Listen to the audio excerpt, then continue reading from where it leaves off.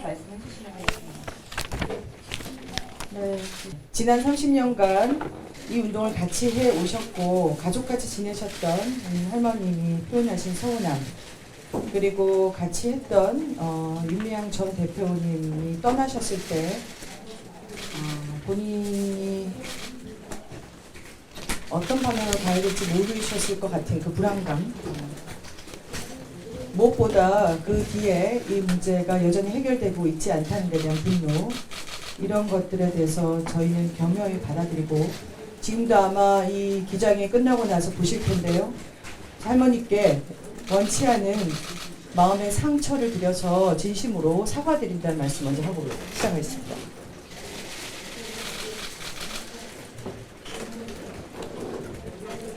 그리고 또 하나, 지금 이 사태가 확전이 되면서 30년간 이 운동을 지켜오신 하늘나라에 계신 피해자 할머니들, 그리고 지금도 살아계신 피해자분들, 그리고 이 운동 응원하고 지지해주신 국내외 수많은 양심 있는 시민들, 그리고 같이 연대했던 운동단체들, 모든 분들에게 의도치 않은 마음의 상처를 드려서 또 진심으로 사과한다는 말씀을 전하고 싶습니다.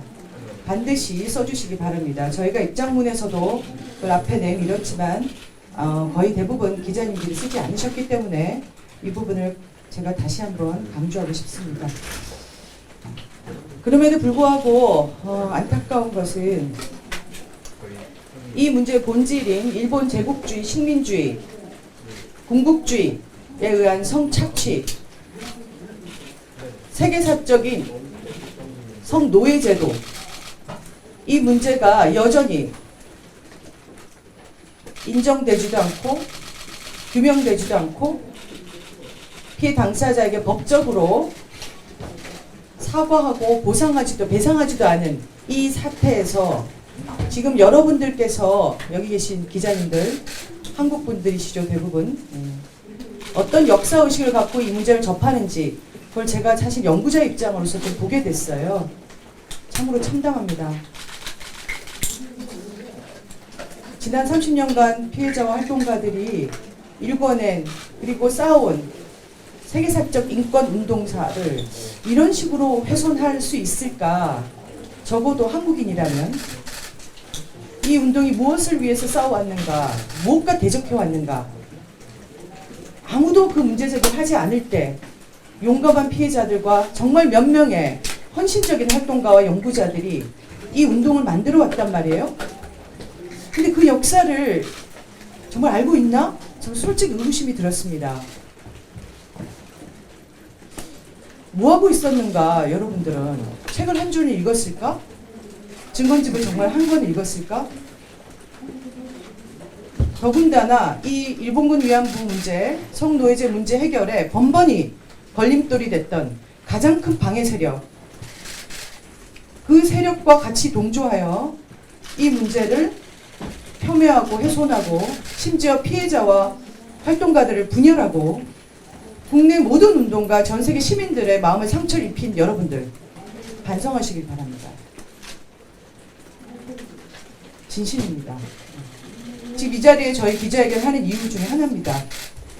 여러분들께서 앞으로 어떤 글을 쓸지가, 어떤 내용으로 보도할지가 어떻게 활용될지, 어떤 효과를 낳을지, 어떤 세계사적 의미를 가질지 진심으로 고민하고 써주시기를 바랍니다. 이게 제 진심입니다. 이거는 제가 정의연의 이사장으로서뿐만 아니라 20년간 이 문제를 연구한 활동가로서 간곡히 부탁드리는 말씀입니다. 이 운동은 개인의 운동이 아닙니다. 생각해 보세요. 30년간 얼마나 많은 사람들이 이 운동에 관여하고 헌신하고 기여했겠습니까? 모든 사람의 운동입니다. 전 세계 시민의 운동이에요. 그렇기 때문에 이 운동에서 우리가 무슨 일을 했는지 오늘 여러분들에게 정말 소략하게나마 알리고, 그래야만 여러분들이 가지고 있는 의구심, 대표적인 의구심 재정이잖아요. 그것이 해소되리라고 봅니다. 한 페이지짜리 우리 활동의 재정 내용, 모금 내용을 봐서는 도대체 이해할 수가 없어요. 그래서 오늘의 내용은 주로 30년간의 운동 역사와 그 중에서 이제 특히 2019년도에 저희가 지금 중점적으로 했던 것, 이를 기반으로 한 재정과 관련된 부분이 되겠습니다. 다시 한번 말씀드리건대 감히 피해자의 명예를 훼손하는 언론 보도가 오늘 이후로 다시 저희의 기자회견을 통해서 나온다든지 인용해서 나온다든지 그리고 악의적 왜곡 보도를 하신다든지 하면 그 부분에 대해서는 저희가 이제 강력히 대응하려고 합니다.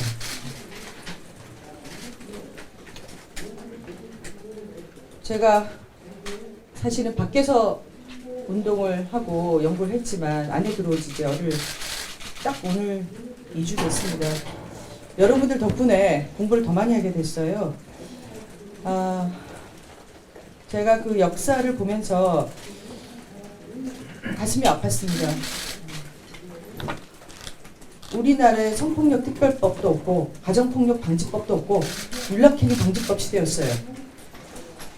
과거사란 단어조차도 제대로 언급되지 않은 관련 법안도 없었을 때입니다. 1990년에 정대협이 설립됐죠.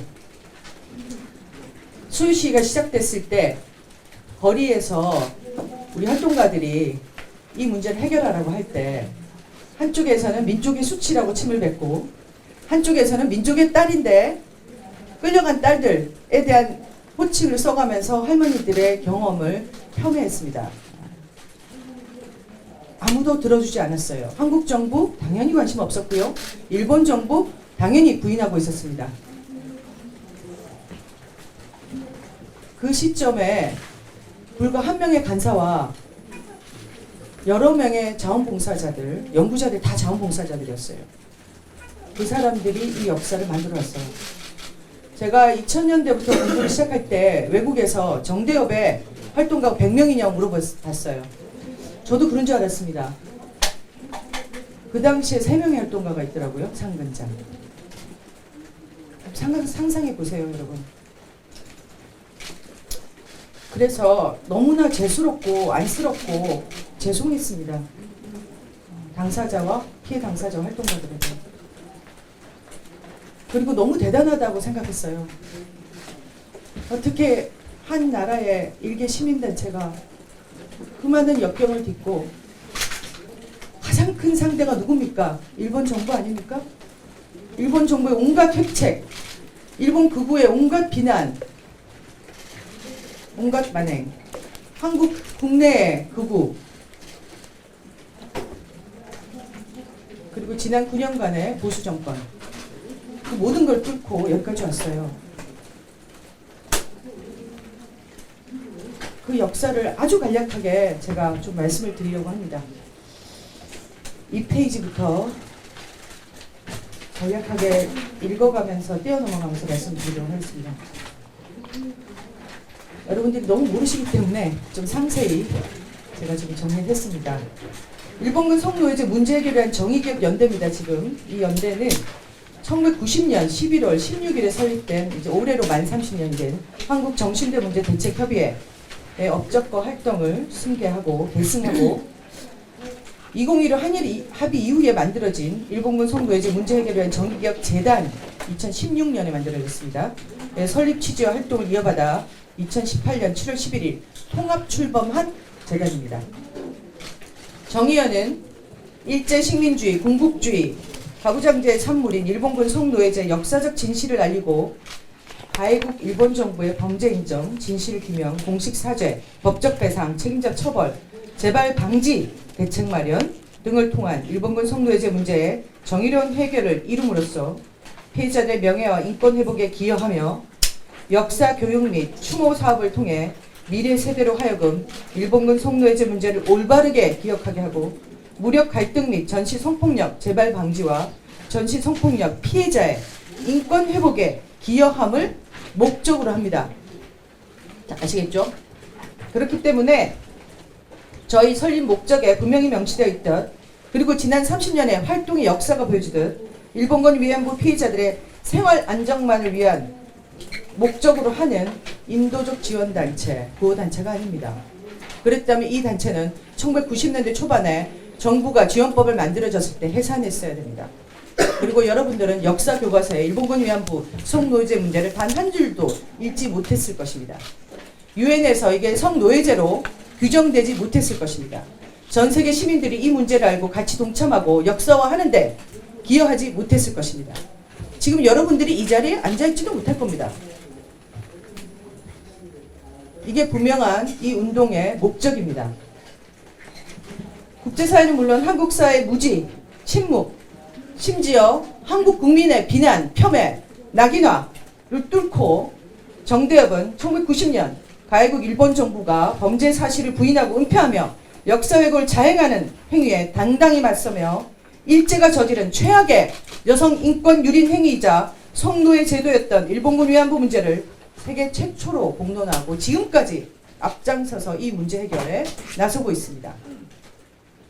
1991년 8월 14일 김학순의 용기 있는 증언 이후 세상에 나온 240여 명의 국내 피해자 그리고 그 외 전 세계 피해자들과 함께 생존자 복지 지원, 국내외 연대 사업, 기림 사업, 교육 사업, 연구 사업, 장학 사업 등을 진행해 왔습니다. 다시는 유사한 피해자가 발생되지 않아야 한다는 피해자들의 유지를 받들어 전시 성폭력 재발 방지와 피해자 지원을 위한 다양한 국제 활동을 해왔습니다. 유엔을 비롯한 국제기구와 인권단체에 적극 개입하고 다각적인 국제연대 활동을 통해 국제인권규범을 놀랍게도 새롭게 써왔습니다. 비행기 값이 없어서 자기 주머니를 털어서 해외에 가서 활동을 하고 인권 소위에 누가 위원장이 된다 찾아가고 그분들을 만나고 간곡히 부탁하고 할머니들을 모시고 가서 증언 활동을 했습니다. 그때 여러분들은 어디에 서 계셨나요?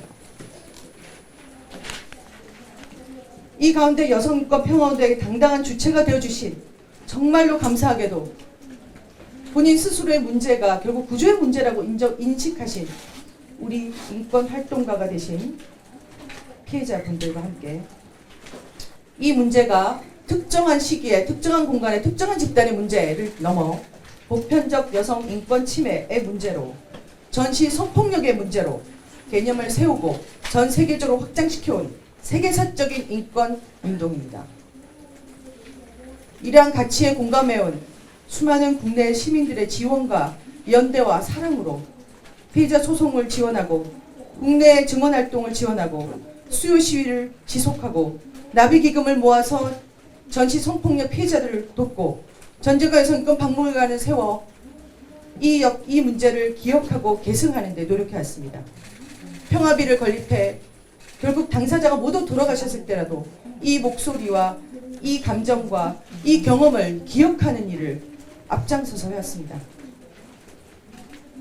이것이 우리의 30년간의 운동입니다. 이 운동을 위해서 지금 저희는 사무처에는 저는 비상근 이사장이고요.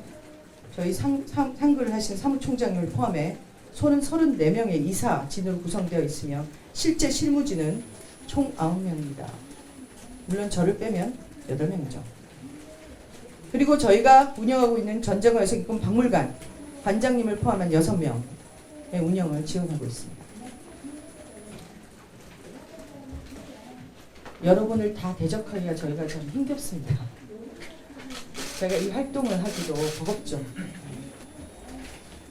정의연 사업평화당은 사실 12개로 구성되어 있습니다. 그렇지만 내용은 9가지로 되어 있고요.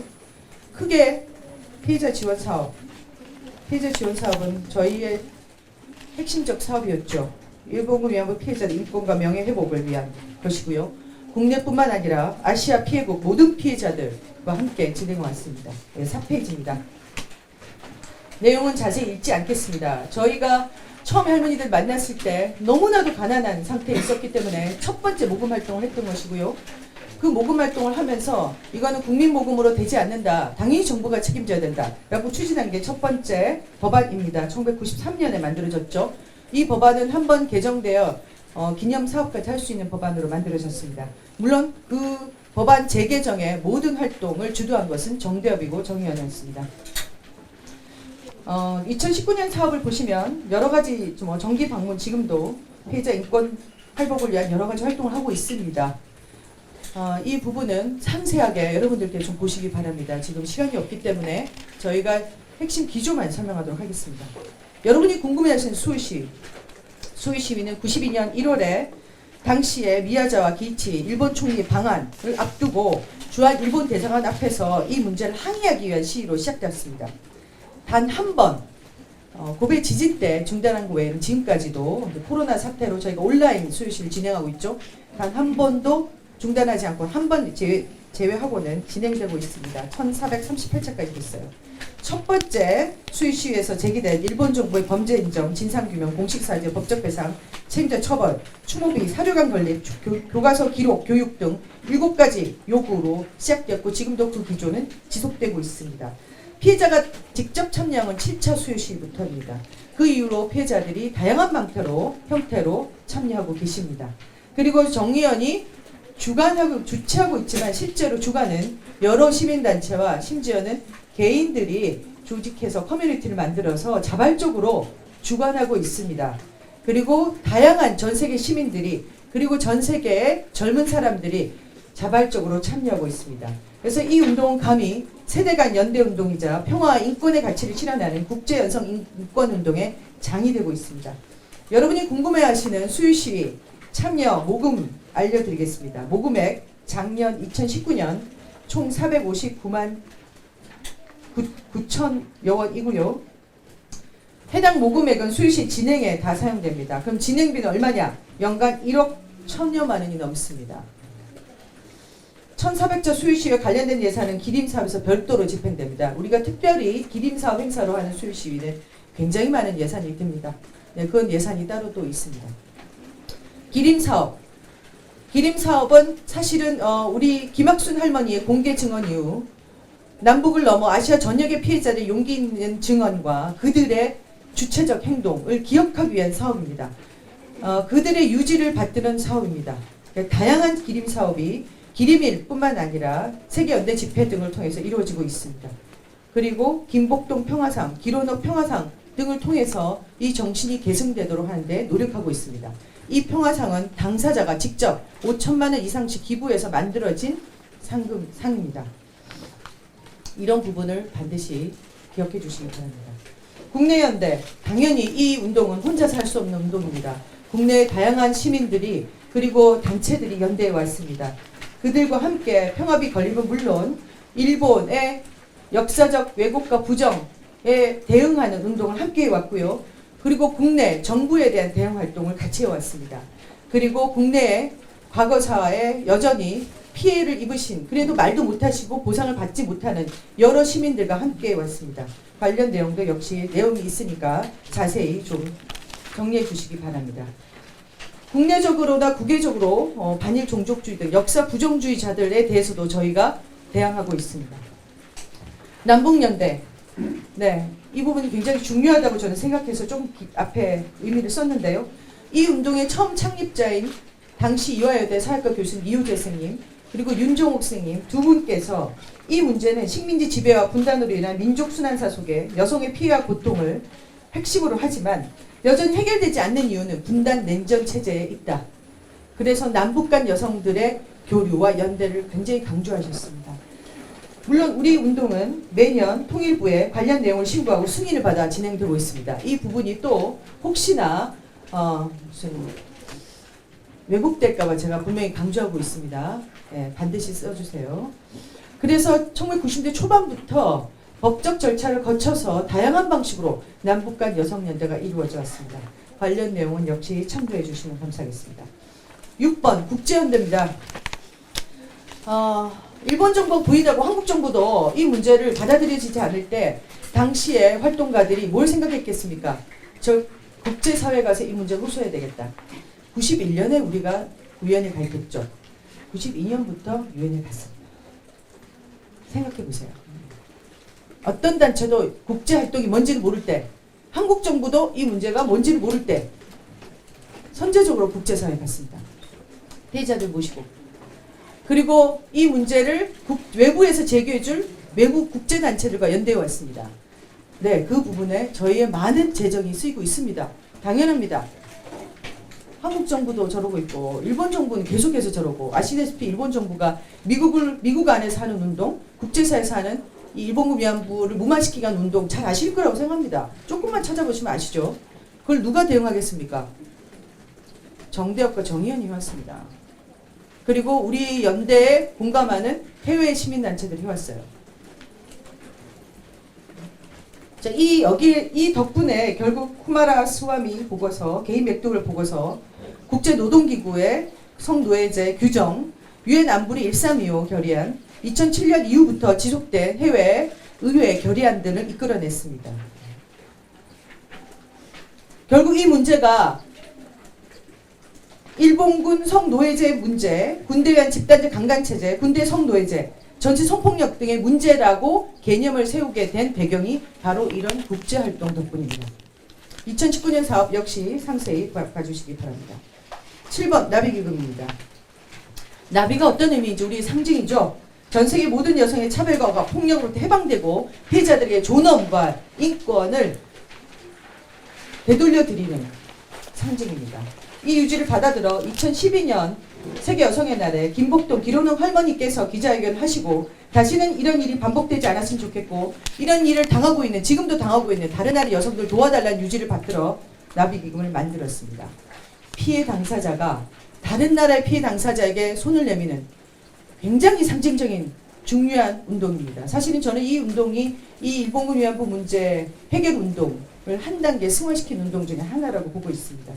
지금도 콩고 민주공화국, 베트남, 우간다의 피해자, 개인 또는 단체를 정기적으로 지원하고 있고요. IS 피해자, 성노제 피해자, 팔레스타인 전쟁 성폭력 피해자, 나이지리아 무장단체 성폭력 피해자들을 지원해 왔습니다.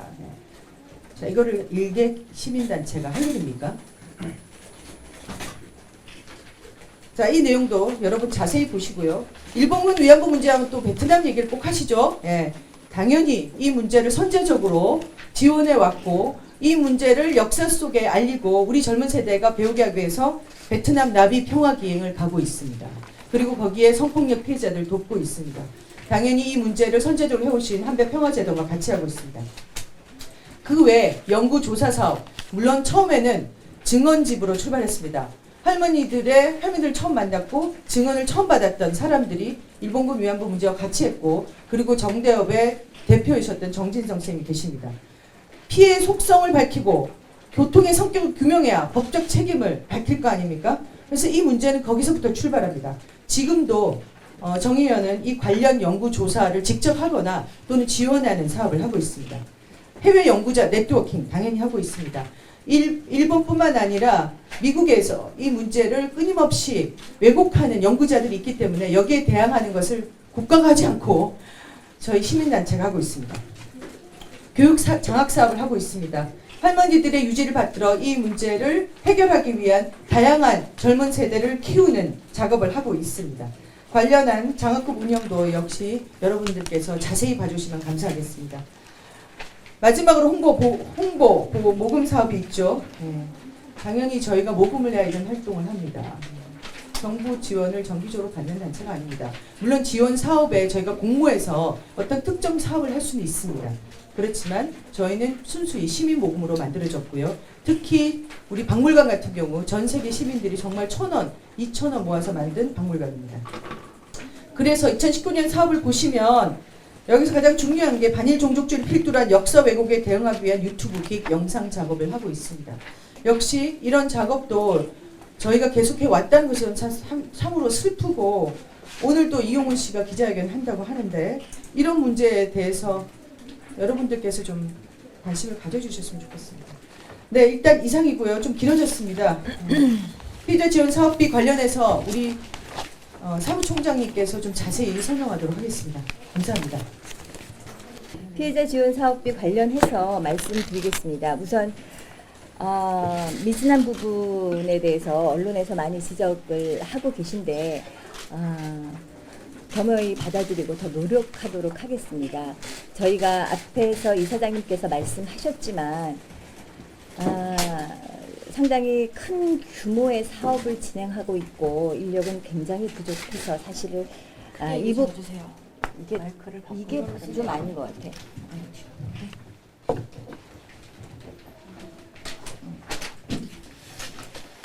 사실 마땅한 그 적절한 전담 인력이 굉장히 부족합니다. 그런 상태에서 저희가 최선의 노력을 정말 뭐 야근을 밥 먹듯이 하면서 일을 진행하고 있었지만 부족한 부분이 있습니다. 더 노력해서 미진한 부분을 채워가도록 하겠습니다.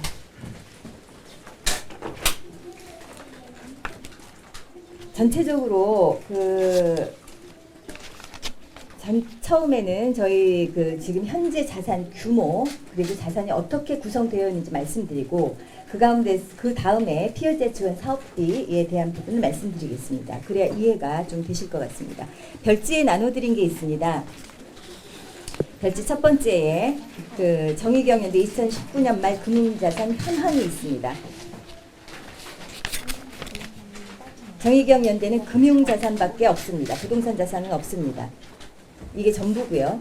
정의연은 2016년 재단 출범 당시 8억 6,600만 원의 후원금을 모금하였고 이 중에서 4억 원을 기본 재산으로 적립하였습니다. 2019년 말 기준으로 총 자산은 22억 9,400여만 원입니다. 이 중에서 기본 자산 4억 원, 일반 사업비 3억 9천만 원 정도고요. 목적기금 사업비 14억 9,800만 원 정도가 그리고 일부의 퇴직기금 등으로 자산이 구성되어 있습니다. 저희의 목적기금은 여기 별지나 또는 이 본문에 조금 설명이 되어 있는데요.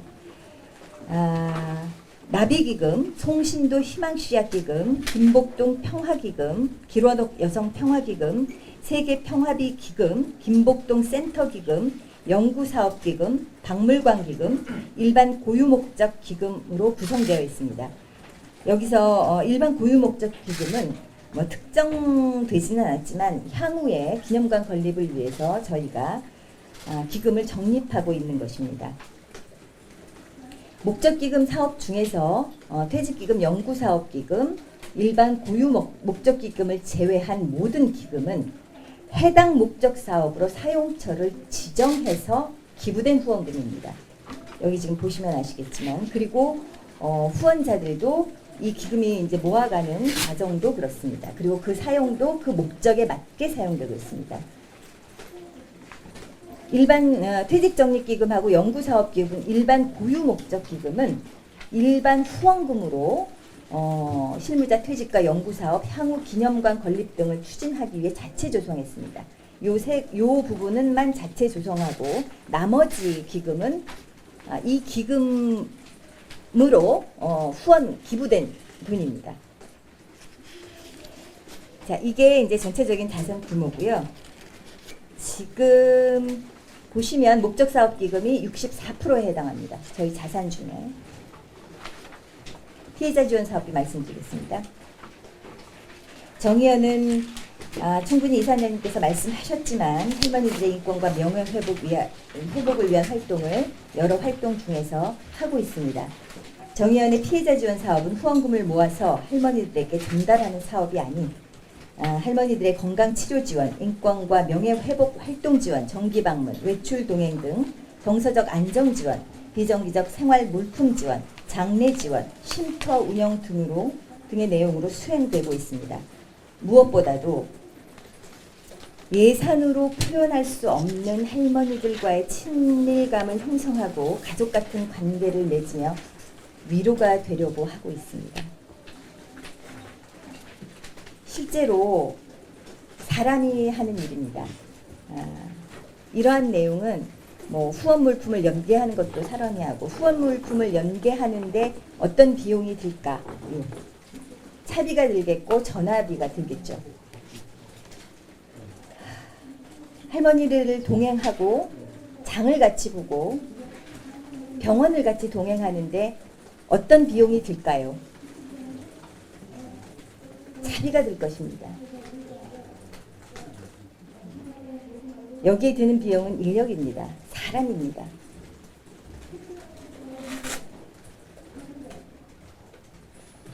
여기 공시에 나와 있는 피해자 지원 사업의 그 예산으로 저희의 피해자 지원 사업을 판단하시지 않으셨으면 좋겠습니다. 특별히 현금 지원에 대해서 좀 말씀드리겠습니다. 아까 이사장님께서도 말씀하셨지만 피해자 지원 사업의 현금 지원의 경우 그러니까 소소한 건은 제외하고요. 1990년대 초 정대협 활동 초기에 할머니들의 생활 형편이 매우 어려워서 저희가 모금 운동을 일시적으로 전개해서 생활지원금을 전달해 드린 바 있고요. 그 다음에 관련 법이 만들어져서 이제 할머니들의 생활이 조금씩 안정되기 시작했습니다. 그 이후의 현금 지원은 1995년 일본이 아시아 여성 기금으로 사죄 없는 위로금을 지급하려는 데 맞서서 다시 모금 운동을 진행하여 할머니들에게 현금 지원을 하였고 2017년에는 2015 한일 합의를 반대하며 화해치유재단이 지급하는 10억 엔을 거부한 할머니들을 위해 100만 시민 모금을 진행했습니다. 총 7억 100만 원을 지정 모금했고요. 일반 후원금을 더해서 8억 원을 8명의 할머니들에게 1억 원씩 여성 인권 상금의 이름으로 지급하였습니다. 그리고 현재는 2019년부터요. 작년부터 여성가족부의 피해자 지원 센터 사업을 수탁받았습니다. 그전엔 사실 뭐 소소하게 보조금 프로젝트 사업을 했지만 이번이 좀 큽니다. 처음으로. 근데 할머니들의 생존해 계신 할머니들이 얼마 남지 않으셨고 저희가 하는 사업과 많이 내용이 겹치고 마지막 가는 길을 좀 살뜰히 마지막이라고 생각이 돼서 얼마 남지 않았다고 살뜰히 보살펴드리고 싶었습니다.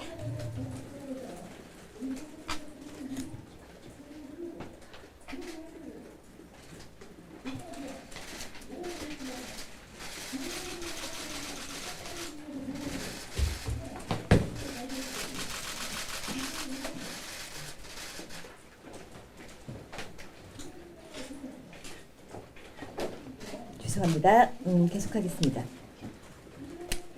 정의연의 피해자 지원 사업은 이렇게 특정한 시기에 의무와 내용을 담고 있어서 그 전체 사업 비용 중에 그 좀 균질하지 않은 그런 부분이 보입니다. 2019년에는 그 말씀드린 바와 같이 그러니까 여가부 피해자 지원 센터 보조금을 포함해서 전체 사업 비용 중에서 37%를 차지하고 있습니다.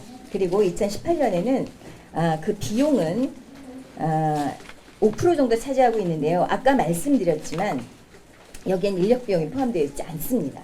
인력 비용이 포함되어 있지 않고요.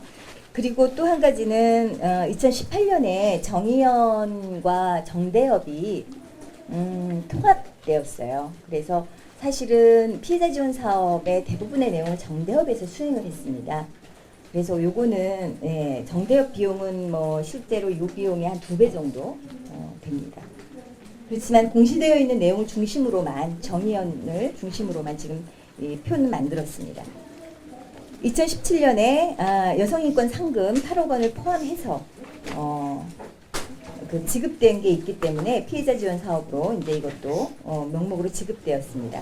전체 사업 그해 전체 사업 비용 중에 75%에 해당됩니다. 그리고 이제 전체적으로 피해자 지원 사업에 대해서 워낙 관심이 많으시니까 제가 그 저희 사업 중에서 그 일반 목적 지정 기부금을 뺀 그러니까 일반 후원이죠. 그 분명하게 그 지정된 기부금을 뺀 나머지 비용 중에서 그러면 여기도 인력 비용이 안 들어갑니다. 인력 비용 제외하고 말씀드린 그런 저희 활동 비용만 뽑아봤습니다. 저희가 나눠드린 별지에 보십시오.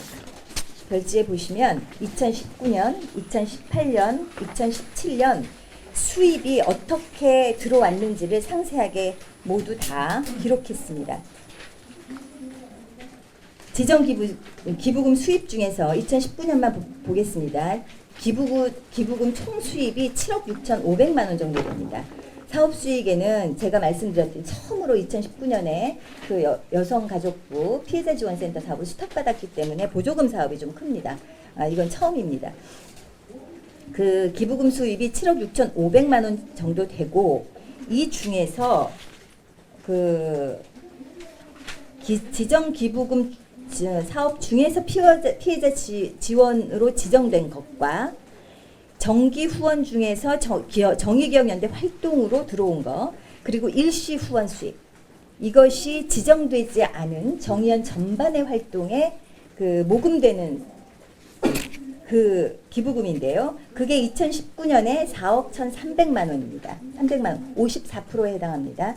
이 중에서 이 2019년에 보조금 사업에서 지출된 피해자 지원 사업, 그게 이제 4억이 넘는데요. 이건 이제 수입이고 여기서 이제 안 된 부분은 이제 반납했기 때문에 그 4억이 넘는데 그걸 다 빼고 순수하게 정의연의 기부금으로 지출된 게 2,430만 8천 원 정도 됩니다. 물론 인력 비용 포함되지 않았습니다.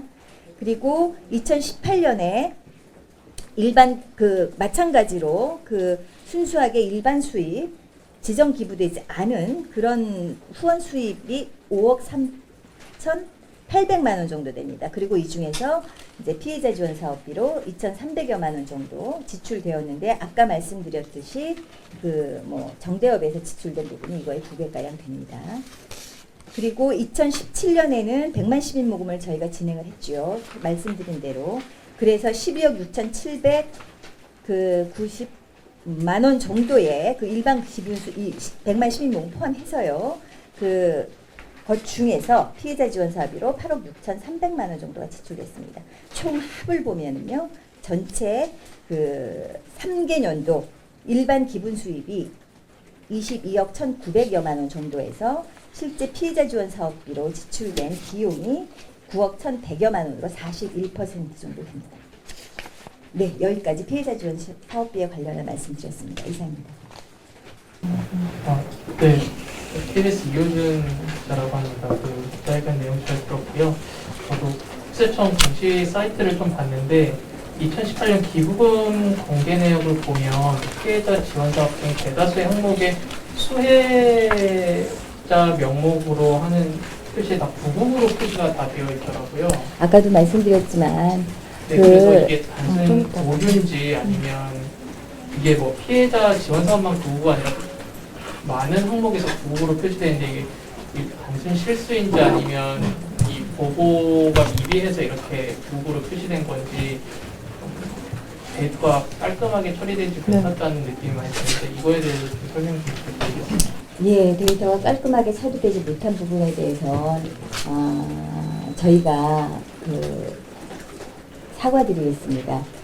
이제 저희 이제 부족한 인력과 전문 인력으로 이제 일을 진행하면서 저희 뭐 내부 회계과 그 건수가 뭐 굉장히 그거를 나누는데 좀 많은 좀 내부적 하는 어려움도 있고 뭐 이러면서 저희 실무적으로 그렇게 조금 편의적으로 그 금액과 이런 부분에만 중요성을 두고 그 나머지 부분에 대해서는 그게 그렇게 저희의 이제 활동이 중요한 것만큼 공시가 그렇게 엄밀하게 되어야 된다라는 부분에 대해서 좀 미진했던 것 같습니다.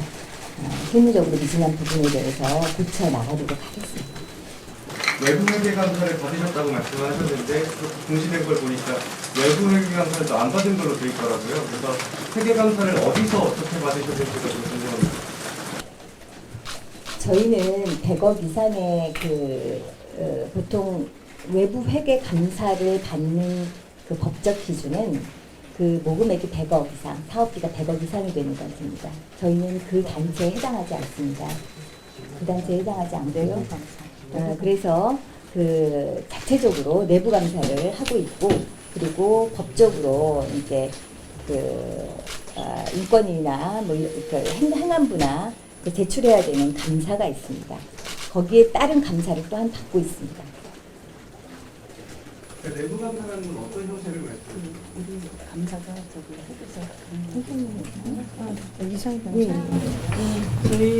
저희가 연대 감사가 두 분이 계시는데요. 한 분은 변호사시고 한 분은 대형 회계 법인의 회계사십니다. 두 분이 감사를 하셨습니다. 국세청에 공시된 자료를 보면 그 수유시 비용이 2018년에는 646만 원을 지불하셨는데 그 작년에는 1억 900만 원으로 되어 있더라고요. 저희가 수요 시위 비용이, 그러니까 저희가 조직이 2018년 7월에 그러니까 내용적으로 통합이 됐으나 아직 법인 정리나 뭐 이런 거는 좀 별도로 나누어져 있는데 이제 쭉 계속해서 이제 홍보드렸다시피 알려드렸다시피 통합이 되어 있어서 수요 시위가 그 정대협에서 지출이 되어 있었고요. 그 전에 수요 시위 비용이 정대협 비용도 지출되어 있었고 수요 시위의 주된 비용은 그 무대 장치 그리고 음향 이런 것들이에요. 그거는 연초에 그 일괄 계약해서 하거든요. 그게 거의 1억 가까이가 됩니다. 그래서 그렇게 나온 것입니다. 이영도 할머니께서 자신은 사회주의재단 지금 지원금 받고 싶었는데 정대를 받지 말라고 종용했다. 이런 내용이 있거든요. 그래서 그때 시민 모금이 그렇게 많이 그 정대협이 일본 돈 받지 말고 우리 돈으로 주자 이런 말을 해서 거기에 공감한 시민들이 많이 이제 기부를 한 거였는데 이렇게 피해자에 받지 말라고 한 것은 그런 프레임을 좀 유지하기 위한 의도였는지 한번 듣고 싶습니다. 자기 근데 죄송하지만 할머니 어떤 분이 그렇게 말씀하신 건가요? 저희가 오늘 단독 보도를 했는데 네. 어떤 할머니인지 어떤 알 수 할머니? 있을까요? 그거는 다른 분이 말씀하신 거라고 제가 답변을 드린 이유가 저희가 그 당시에 이제 민변에서 2015 한일 합의에 대해서 법적 문제 이제 뭐 소송이라든지 뭐 국가 상대로 한 소송 등을 제기를 했고요. 그 과정에서 할머니들의 의사를 확인하기 위해서 저희 변호사들이 일일이 만나 뵙고 이제 의사를 확인을 했습니다. 물론 이제 정의기억 연대에서 그 주택에 먼저 확인을 했고 저희는 또 별도로 확인을 했고요. 근데 저희는 기본적으로 이게 이제 그 당시 한국 정부가 2015 합의에 대해서 설명하는 부분, 한국 정부의 입장이 있고 그 한국 정부의 입장 말고 정말 이게 합의가 어떤 내용이 있는지 합의 내용의 진정한 의미가 무엇인지를 설명을 드렸고요. 그리고 이 화해치유재단의 기금의 수령 여부는 전적으로 할머니들이 결정하시게끔 했습니다. 그래서 만약에 할머니들이 여러 사정으로 기금을 수령하시겠다라고 한다면 그거는 수령은 수령이고 저희가 계속 문제를 제기할 수 있습니다라고 말씀을 드릴 정도로 설명을 드렸기 때문에 이 2015 합의에 대해서 이거를 저희가 그런 프레임을 만들기 위해서 할머니들에게 수령을 하지 못하시도록 했다라고 하는 거는 정말 사실 무근입니다. 그리고 한 가지 덧붙이면 그래서 그 저희에게 저희가 드린 이제 8억 원 받는 분들뿐만 아니고 받으신 분들 모두에게 여성 인권 평화상, 여성 평화상을 드렸죠. 네, 다 드렸습니다. 네, 저희가 다 하나하나 다 상태를 제작해서 혹시라도 그렇잖아요. 네, 사람이 받을 수도 있고 그렇죠. 형편이 어려우면 저는 그럴 수 있다고 생각해요. 그래서 그런 분들까지도 마음에 혹시라도 상처가 될까봐 그 상패를 다 제작해서 모든 분들에게 상을 드렸어요. 예, 그동안 이 운동을 지켜오신 것에 대한 공로기도 하죠. 예. 네, 그래서 제가 다시 한번 지금 기자님 질문을 의도를 잘 알고 있는데요. 예, 조심해서 써주셨으면 좋겠습니다. 지금 이거 돌아가신 모든 분들에게 명예훼손이 되고요. 사실 그걸 거부하신 분들뿐만 아니라 받으신 분들한테도 훼손이 되는 행위입니다. 지금 그렇게 말씀하시는 게. 꼭 명심해 주셨으면 좋겠어요.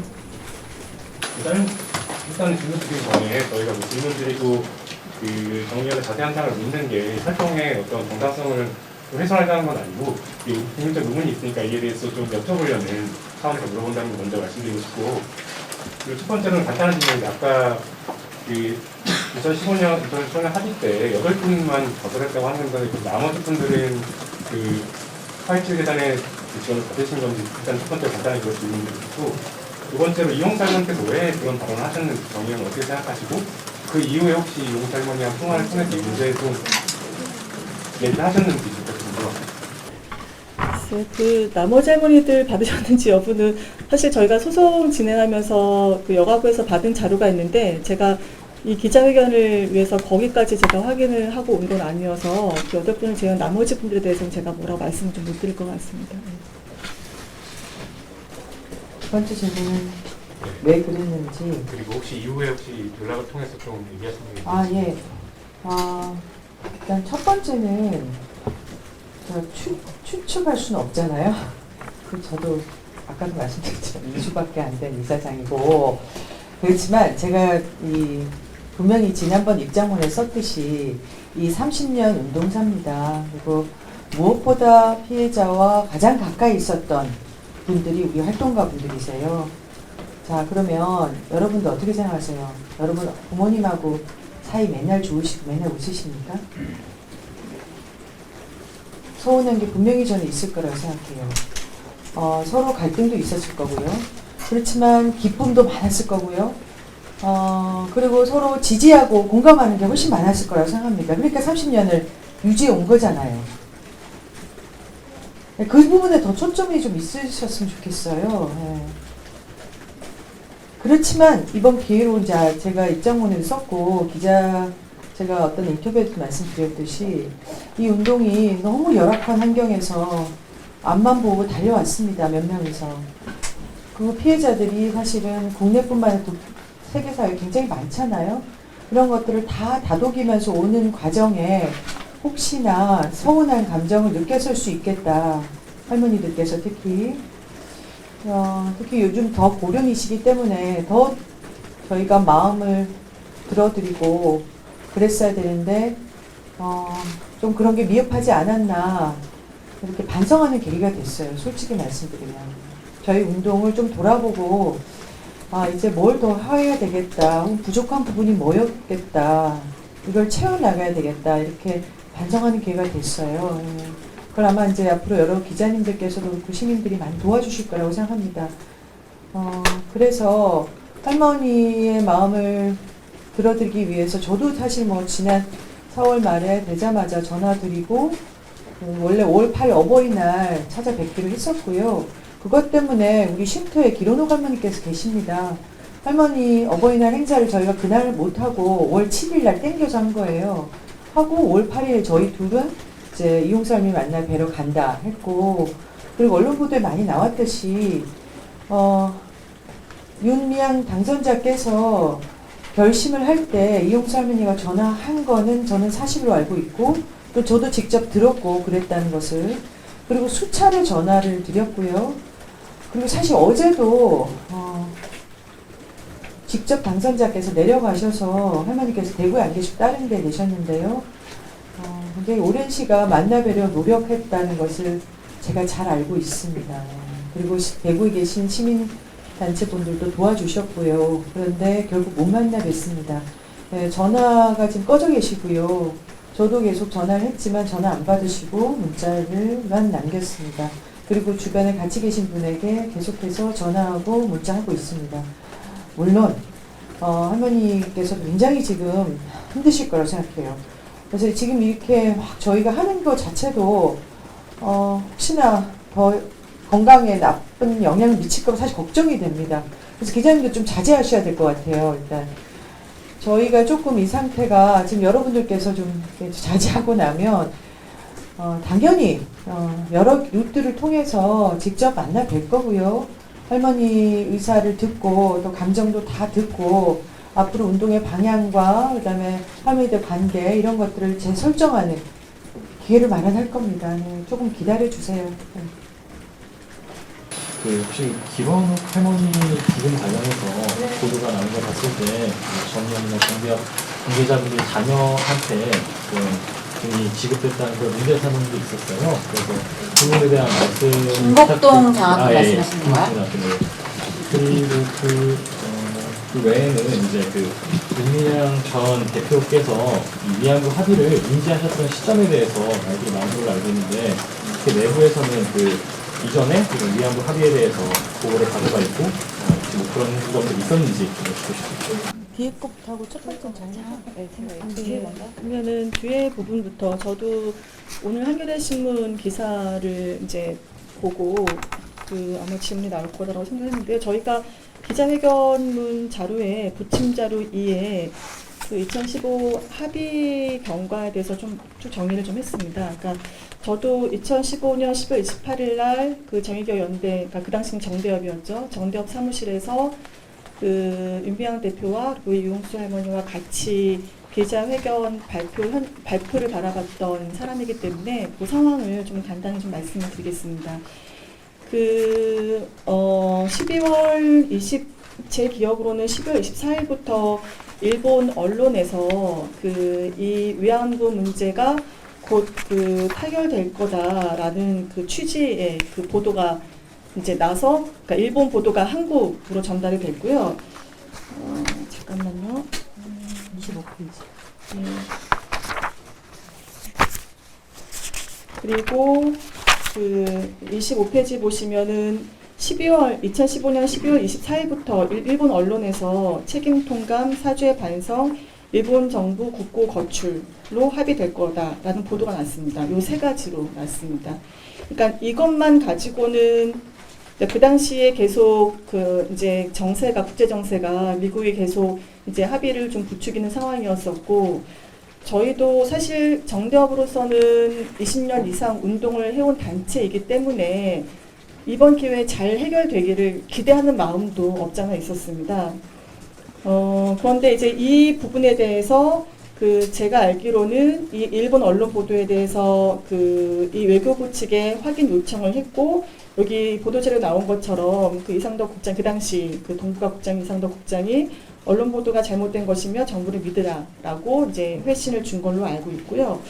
그리고 이제 크리스마스 지나고 이제 26일, 그러니까 제가 알기로는 그 당시에 일본에 주재했던 이 위안부를 계속 취재했던 기자조차도 합의가 될 거라고는 전혀 기대를 하지 않아서 크리스마스 그 당시에 한국에 휴가를 온 것으로 알고 있습니다. 그리고 나서 그 25, 26 지나고 26일부터 이제 계속 이 합의에 대해서 기사가 계속 났고요. 27일 날 저도 이제 그 정대협 통해서 그 다음 날 그 이 기자회견이 있을 거다라는 연락을 받고 28일 날 이 기자회견에 대해서 입장을 내야 되니까 그 내용이 무엇이고 이걸 어떻게 평가해야 될 것인지 같이 모여서 논의를 하자라는 연락을 받고 28일 날 저도 그 점심 즈음에서 그 정대협 사무실로 간 것으로 기억이 납니다. 그러니까 28일까지 저희가 가지고 있었던 정보는 이 일본 언론에 나왔던 이 정도인 거지 그 이상은 없었습니다. 그리고 그 기자회견문을 저희가 이제 이 스크린 내려서 그 컴퓨터 통해서 그 같이 봤고요. 그때 그 일본 언론에서 나왔던 그 뭐 책임 통감, 사죄 반성, 정부 국고 거출, 그러니까 이런 표현 플러스 그러니까 이제 그러니까 사죄라는 표현이 나왔고 일본 정부 국고 거출 나왔고 거기에 더불어서 최종적 및 불가역적 해결, 그다음에 상호 비난 자제, 더 나아가서 소녀상 해결 노력 등이 들어가면서 이제 누군가의 탄식이 나왔고 그때 이제 저희가 이 그 기자회견이 끝나고 나서 이거를 어떻게 할 것인가를 내부적으로 논의를 했고요. 그날 논의한 결과를 가지고 그날 저희가 보도자료를 작성을 해서 배포를 했습니다. 그러니까 제 기억으로 뭐 저도 개인적으로 그 전날 뭐 윤미향 전 대표가 그 외교부 연락을 받았는지 어떤 내용을 받았는지는 알 수는 없지만 현장에 저희가 그 당시 공유했던 거는 일본 언론에서 나왔던 내용 그 이상도 그 이하도 아니었고요. 그리고 그 저희가 공동 기자회견 발표 내용을 보고 구체적인 내용을 저희가 접했고 그거를 바탕으로 해서 논의를 했고 기자회견문을 그 당시 보도자료를 저희가 작성해서 배포를 했습니다. 첫 번째 장학금 관련해서 말씀드릴게요. 저희가 이제 그 김복동 할머니 장례를 치르고 나서 이 백서를 작년 3월에 발간을 했었는데요. 장례 기록을 다 담은 여기에 관련된 내용이 굉장히 상세하게 기록이 되어 있으니까 이거를 더 보시면 좋을 것 같고요.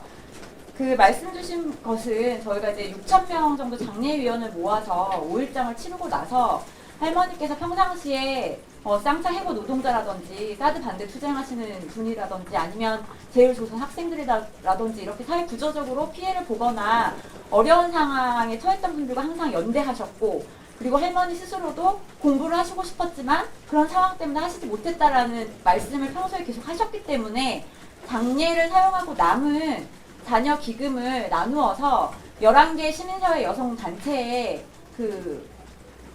기부를 해드리고, 그리고 애초에는 워낙에 10명의 학생들을 선발을 해서 이제 장학금을 전달하려고 하였어요.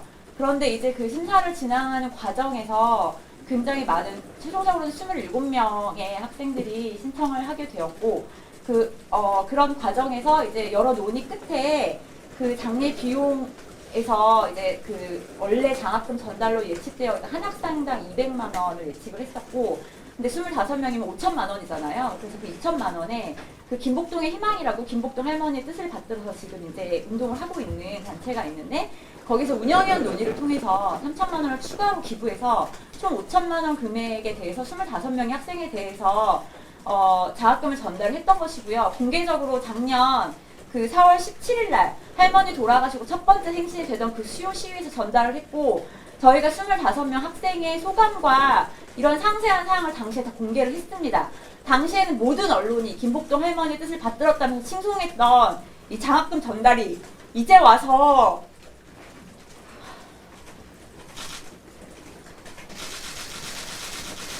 이런 식으로 할머니의 명예를 훼손하는데 악용되는 것이 정말 참을 수가 없고요.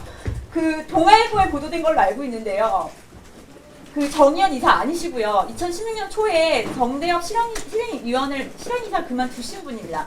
그런데 그분은 부부가 다 활동가신데, 그분들의 활동이 단순히 정대협의 활동으로만 규정되지 않지 않습니까? 남편 되시는 분은 평화통일을 위해서 열심히 노력하고 계시고, 정대협 실행이사를 하셨던 선생님 같은 경우에는 제일조선학교 문제라든지 어쨌든 평화통일 운동이라든지 여성운동에 굉장히 오랜 기간 헌신했던 분의 활동가의 자녀에 대해서 200만 원의 장학금을 전달한 것이 무엇이 문제인지 모르겠고요. 그 의도에 대해서 정말 오히려 묻고 싶은 그런 심정입니다. 추가적으로 내용이 궁금하시면 이 백서를 보시면 될 것 같습니다. 네. 자, 조선일보 오늘식 기자고요. 윤미향 전 대표의 연봉을 어디서 제공을 했는지가 궁금해요. 그러니까 정의기업 연대인지 정의기업 재단인지 어디서 얼만큼 윤미향 전 대표님 월급, 그러니까 연봉을 지급하는지 궁금하고, 개인 활동비는 어느 정도 되는지 궁금합니다. 그것은 지금 제가 말씀드릴게요. 그것은 이 기자회견의 본질과 전혀 맞지 않는 내용이죠. 저희가 아까 분명히 서두에 말씀드렸지요. 할머니를 정치적으로 이용하고 위안부운동을 정치적으로 이용하는 기사를 더 이상 생산 안 해주셨으면 좋겠고, 아니 그거는 정의기업 재단과 정의연에 각각 재직했던 시기에 받으셨겠죠. 하지만 개인의 금액이나 이런 것들에 대해서 왜 저희가 다 공개를 해야 하는지. 아니, 그걸 중복 수령을 했다면 중복 수령하지 않았습니다. 네, 그런 걸 물어보는 거고요. 나머지 하나는요. 윤미향 전 대표님. 잠시만요. 지금 중국 지원 얘기가 왜 나왔는지, 저는 한국연이라고 하고요. 정의기억연대 운영위원장이고, 과거 초창기부터 거의 30년 동안 정대협 공동대표 실행위원으로서 공동대표로서, 그리고 지금 정의연 운영위원장을 하고 있습니다. 그래서 하루아침의 얘기도 아니고, 이게 갑자기 윤미향 대표의 급여가 어디서 지급되는지 이런 얘기를 물으시는데, 초창기는 본인이 이제 저희 정대협에 예산이 없으니까 거의 저희가 교통비 정도로 지급을 했었고요. 그 다음에 지금은 저희 모든 활동가들이 이렇게 이제 활동가들이 이렇게 우리 이제 포지션을 잡으면서, 그때 이제 그러면서 정대협 정의연 윤미향 대표의 급여가 사무총장 시절에 급여가 나가기 시작했던 거예요.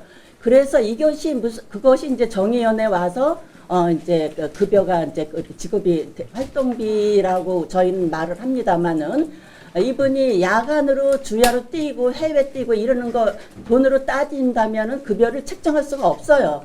그러나 저희 지금 활동가들 급여 수준이나 이런 거 본다면은 이제 그것까지 여기서 얘기할 필요는 없지만은, 조선일보인가 어디에서 그거 나왔던 것 같은데, 급여 수준 보면은 정부에서 준하는 그 급여 수준에 못 미칩니다. 그렇게 하면서 이것들 하는데, 당연히 정대협과 정의연 활동비 그거에서 나갔죠. 예산에서. 아니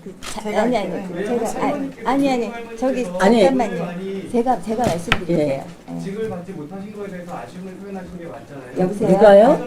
근데 아, 저기 아니, 우리 제가 아니 말씀드릴게요. 잠깐만요. 왜 그렇게 질문 자체가 왜곡이 돼서 질문이 되면 곤란합니다. 두 번째 질문이 아니 잠깐 말씀 먼저 하신 들으시고 질문에 질문을 하세요. 그 이렇게 말씀드리면 될까요? 이사장을 포함해서 저희 활동가들이 노동착취로 노동 그 관계 부서에 신고하지 않는 것을 중간 조직 책임자로서 저는 대단히 감사하게 생각하고 있습니다. 눈물이 날 정도로. 여기서 공개하면 깜짝 놀라실 겁니다. 최근에 재단 조용히 하세요. 제가 말 안 끝났습니다. 최근에 재단이 되면서 최저임금 수준을 조금 넘은 수준인데 정의기업 재단의 윤미향 대표는 굉장히 적은 인건비를 받고 활동을 30년을 지속하셨는데 기왕 인건비 얘기가 나와서 제가 한마디 드리고 싶어서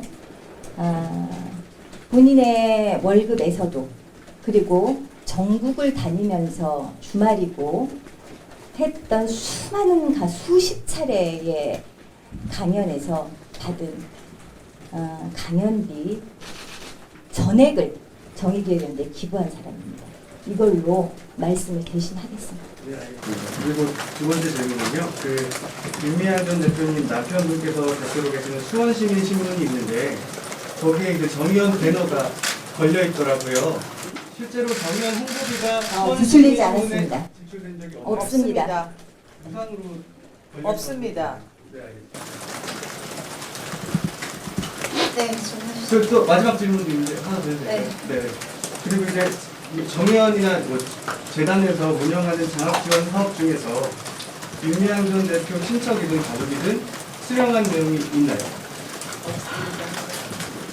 없습니다. 정의기업연대 근데 있는 게 문제인지 모르겠는데 윤미향 대표뿐만 아니라 정의기업연대에 지금 활동가들과 관계된 어떤 사람도 없습니다. 네, 질문해 주세요. 한일 위안부 합의 관련해서 TF 보고서부터 질문 드리려고 하는데요. TF 내용을 보면 최종적으로 한국 정부가 해야 할 조치가 비공식 합의 내용에 포함되어 있는데 그 중에서 정의연 정대협 쪽에서 합의 당시에 밝혔던 바로는 소멸상뿐만이 아니라 최종적 교류학적 합의 부분이랑 그다음에 국제사회 비난 자제 이 부분 됐다라고 하셨어요. 그런데 한 가지 궁금한 거는 말씀 주시지 않은 것 중에는 10억인 부분을 사전에 인지가 안 했다 그 부분에 대한 명확한 답변이 없었거든요.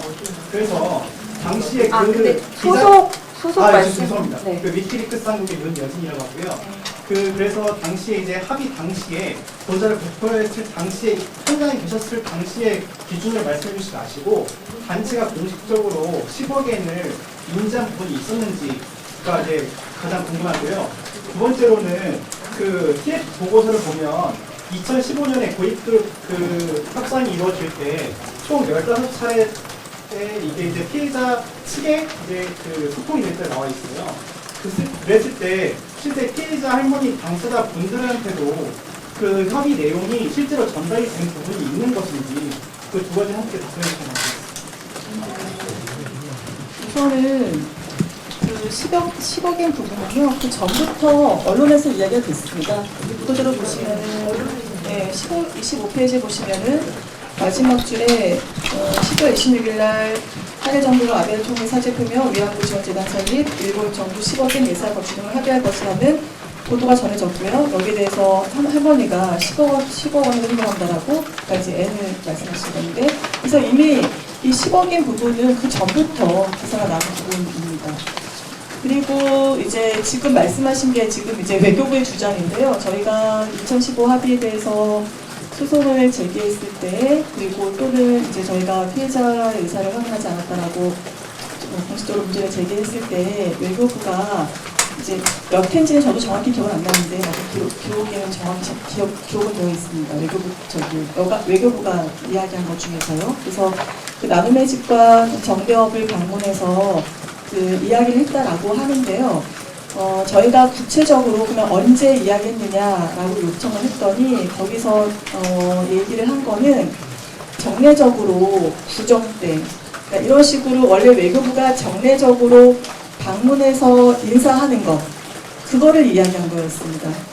그리고 그 정대협이나 나눔의 집에서는 그 외교부가 정례적으로 와서 인사를 했지 구체적으로 이 국장급 협의회 또는 고위급 협의회에서 어떠한 내용의 합의가 있는지에 대해서 발언을 한 사실이 없고요. 그런 나눔의 집도 마찬가지고 정대협도 마찬가지입니다. 지금 기자님이 말씀하신 거는 외교부가 계속해서 이야기했던 그런 내용입니다. 제가 드리는 말씀의 출처가 외교부라고 딱 정하면 좀 모순이 있을 것 같아서 외교부 위안부 합의 TF 자료를 바꿔서 말씀드리고 있는데요. 2015년 4월에 고위급이 그 이제 잠정적으로 체결돼 있다 보고서에 나와 있어요. 근데 이제 그 보고서에 따르면 그 2015년 그때 전후로 해서 이제 피해자 지원 단체에 15차례 인상 소통이 나와 있는데 제가 궁금했던 취지는 당시에 피해자 지원 단체뿐만 아니라 그 소통 내용이 피해자 분들한테도 명확하게 전달이 됐는지가 함께 궁금한 건데. 그러니까 지금 저희가 그 부분이 말씀드렸던 것처럼 소송에서 쟁점이 됐었고요. 네. 저희가 그러면은 피해자 쪽에 어디에다가 이야기를 했느냐라고 했더니 제가 아까 말씀드렸던 것처럼 나눔의 집, 정대협 이런 식으로만 이야기를 했습니다. 그러니까 저도 역시나 그 사람들이, 그러니까 저는 외교부가 이야기한 대로 저희가 알 수밖에 없는 거고요. 제 개인적으로는 제가 지금 그 이외에 누구를 만났는지는 알 수가 없죠. 그러니까 제가 답변하기 좀 어려운 질문을 하신 것 같고요. 저는 외교부가 저희에게 공식적으로 이야기한 그 만났다라고 하는 그 자료를 근거로 해서 제가 말씀을 드리는 겁니다. 예. 그리고 아까 그 저번에 그 사전 인지 부분이 언론을 접했다라는 기준을 말씀해 주셨는데 제가 드렸던 질문의 취지는 그 외교부 당국자가 이제 전해준 그 공식 내용을 바탕으로 말씀을 드린 거거든요. 10억엔 부분을 이제 사전에 그 전달. 그러니까 똑같은 질문에 똑같은 답변이어서 더 이상 답변을 드리기는 어려울 것 같습니다. 언론 보도를 때문에 접하셨다고 말씀해 주셨는데. 12월 25일 날 일본 언론을 통해서 보도가 나오기 시작을 했고 그것을 통해서 인지했던 거 금액 부분은 제가 어제 뉴스를 검색했을 때 10억 엔이 아니라 1억 엔이었습니다. 그렇기 때문에 26일 날 정대협 입장에 지금 김복동 할머니가 쓰신 거 10억 원은 그 부분인 거고요. 10억 엔이 명확하게 인지가 된 시점은 28일 날 그 일본 외무상이 약 10억 엔 규모가 될 것으로 보인다라는 시점에 인지를 했다고 말씀을 드리면 될까요? 그렇다면 좀 다시 종합을 하면 그 공식 합의 발표가 있기 전에는 10억엔 관련 부분은 전달 가치도 했다고 네, 인지하지 못했습니다. 언론 보도를 본 것이 전부입니다. 네. 정의협으로 이제 통합된 다음에 좀 이제 정대협이 해체를 안 하고 별도로 이제 그 부분 관리하고 있는데 어떻게 운영되는지 잠깐 소개해 주세요.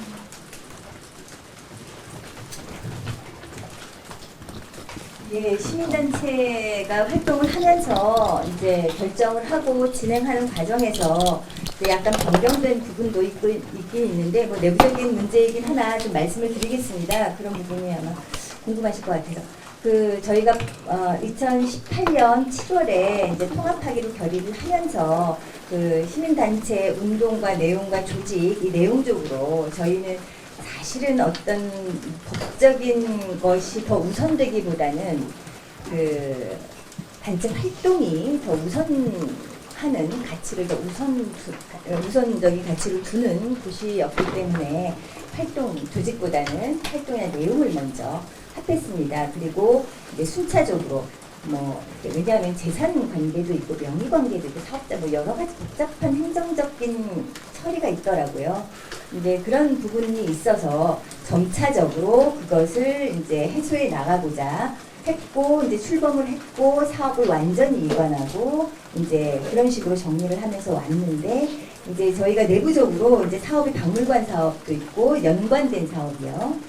이제 뭐 있지 않습니까? 그런데 이제 장기적으로 최근에 이제 작년 12월에 정대협과 정의연을 통과하는 정의연에서 박물관의 운영이 독자적으로 운영되어서 이렇게 나아갔으면 좋겠다. 자립하면 좋겠다. 그렇게 해서 그 법인을 만들었으면 좋겠다라고 결정을 했어요. 근데 이제 기존에 우리가 갖고 있던 법인이 사단법인이 정대협이 있어서 그럼 이것의 정관을 변경하고 다듬어서 박물관 운영 법인으로 기능을 갖자. 뭐 이렇게 해서 정관 변경 신청도 했고 외교부에 그 내부 조직 변경 신청도 해서 그 등기 변경 신청도 다 했습니다. 올해 초에. 그래서 사실 그 이름은 정대협의 법인이 완전히 이제 해소되지는 않을 것입니다. 근데 그 정대협의 법인은 그 기능은 박물관 운영을 하는 그 기능으로 국한될 것이고요. 그 이전에 이제 정의연과 같이 같이 하면서 그 모든 정대협의 사업은 정의연 그리고 이제 박물관도 물론 우리 그 일본을 위한 문제 해결을 위한 활동의 한 축이고요. 같이 진행해 나갈 것입니다. 이 정도는 그렇을까요? 네, 마지막으로 한 분만 받고 정리하도록 하겠습니다. 네, 일본 언론 요미우리 신문의 황재입니다. 기사가 있었는데 일단 그 수요 집회 자체가 그 이용수 할머니께서 말씀하시기를 한일 간의 젊은이들의 사이를 나쁘게 하는 그런 것이 되고 있다라는 비판을 하셨는데요. 그런 부분에 대해서 앞으로 어떻게 하실 것인지에 대해서 좀 여쭙고 싶습니다. 그리고 그 한일치유재단에 그 금액이 남아 있습니다. 지금 잔금이 한 50억 정도 남아 있는 걸로 알고 있는데 이거는 어떻게 했으면 좋겠는지를 좀 듣고 싶고요. 세 번째로 이제 문제가 되고 있는 소녀상인데요. 소녀상에 대해서는 앞으로 어떤 입장을 취하고 계실 것인지 여쭤보겠습니다.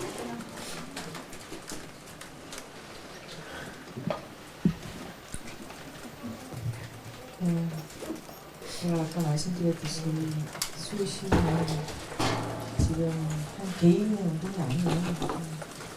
그리고 분열과 갈등의 장이 아니고 공감과 교육과 기업의 계승의 장입니다. 굉장히 많은 전 세계 남녀노소 시민들이 오시고요. 거기서 과거의 어떤 특정한 여성들의 고통의 문제가 지금 현재 혹은 내가 개인적으로 겪었던 경험들과 마주하면서 자기를 치유하는 과정이에요. 거기 한번 와보시면 알겠지만 굉장히 즐겁고 희망차고 우리가 뭘 해야 되겠다라는 어떤 밝은 어떤 그런 이미지를 줘요. 그거를 바꾸기 위해서 굉장히 노력했고요, 실제로.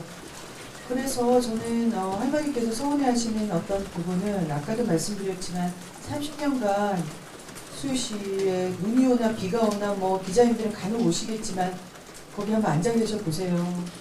40도 될 때 혹은 한겨울에 영하 30도일 때 그 고통을 견디셨단 말이에요. 그분을 거기 세운 거는 수유시가 아니고 일본 아닙니까? 그 문제가 해결되지 않았는데 그거는 이제 해결이 되면 당연히 소멸될 거라고 생각하고요. 그렇지만 그건 저희가 결정할 수 있는 문제가 아니고 이거는 아까도 말씀드린 이 운동 같이 해온 시민들이 있기 때문에 같이 얘기해서 정리해 나가는 문제고요. 소녀상도 마찬가지입니다. 정대협이 처음에 만들었다고 하지만 이 기린비 운동은 전 세계 시민들이 자발적으로 하고 있는 운동이에요. 그들한테 우리가 하지 마라 하라 이런 내용을 말할 수가 없습니다. 그건 소녀상 철거 때 이미 저희가 철거를 주장했을 때 일본이 저희 충분히 답변을 드렸고 그 내용을 다 인용하시면 될 것 같고요. 그럼 또 뭐였죠? 하치재단 그건 알 수가 없죠. 뭐 정부가 어떻게 할지. 정부가 지금 남은 돈을 어디다가 공탁해놓고 있는지 고쳐놓고 있는지. 네, 뭐 그거는 한국 정부가 할 일 아닙니까? 네, 그건 저희가 답할 문제가 아닌 것 같습니다.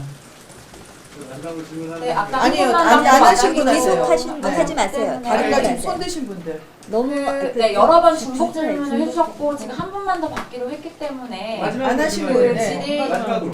안 하신 아니 분. 저기 여자분 마지막으로 하세요. 서울경제 김태형인데요. 작년 작년에 피해자 지원 사업 중에서 보조금 사업이 사업이 있었고 그게 여가부에서 받은 사업이라고 하셨잖아요. 아, 피해자 여가부뿐만 아니라 네. 아주 작은 보조금 사업들 다 합쳐진 겁니다. 다 합쳐진 거예요? 그러면은 그 중에 가장 큰 게 피해자 지원센터 사업인 것 같아요. 네, 네, 네. 근데 그 이제 뭐 정의원도 그렇고 여러 위안부 피해자분들 지원 센터가 있는데 정확히 뭐 어떤 센터에 어떤 식으로 쓰이는 사업인지가 궁금해요. 아, 센터가 아니고 네. 각 지역 그 단체들 센터라는 이제 사업명이 이제 그런 건데요. 그 여가부의 피해자 지원 사업은 그러니까 지금 살아계신 피해자 분들을 대상으로 하는 것이고요. 건강치료, 그다음에 생활지원 맡는 모든 사업들이 잠깐만요.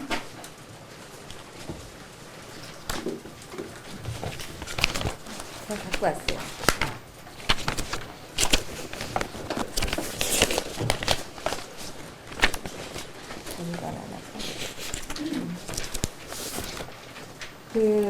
일단 제일 중요하게 이제 건강치료비, 또 비급여 병원비, 뭐 호스피스 완화, 장기 요양비 등 치료비 지원 이런 사업들을 하고 있고, 네, 맞춤형 지원이라 그래서 일상생활 지원, 명예회복을 위한 뭐 활동, 교통비, 명절, 기념일, 뭐 환경, 뭐 이렇게, 그리고 이제 동행, 그 정기 방문 이런 비용, 이런 지원, 맞춤형 지원 사업을 하고 있고, 그다음에 환경 개선 지원도 하고 있고요.